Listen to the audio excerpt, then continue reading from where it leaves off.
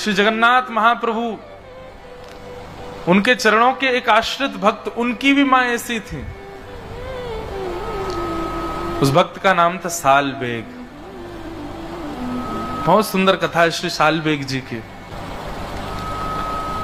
सालबेग जी की माता जी, उनका पूर्व चरित्र तो इतना विस्तृत नहीं सुनेंगे, पर बस इतना मात्र समझ लीजिए कि एक म्लेच्छ व्यक्ति ने अपहरण करके उनको ले गया और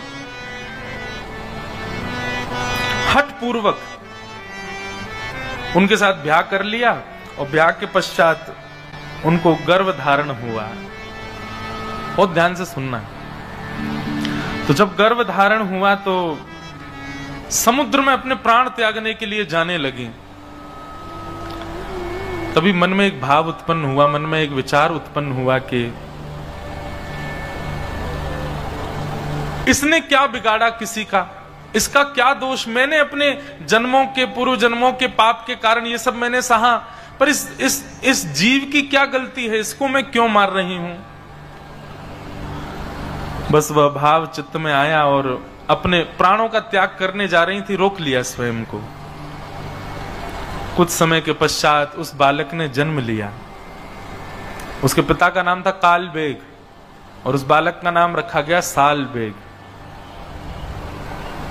सालबेग बचपन से ही अपनी मां के पास, मां के प्रति ज्यादा आकर्षण था, मां के साथ रहते थे और मां उनको श्री जगन्नाथ जी की सुंदर सुंदर कथा सुनाती थी। दर्शन करने कभी नहीं गया, कोसों दूर गांव में रहता है सालबेग।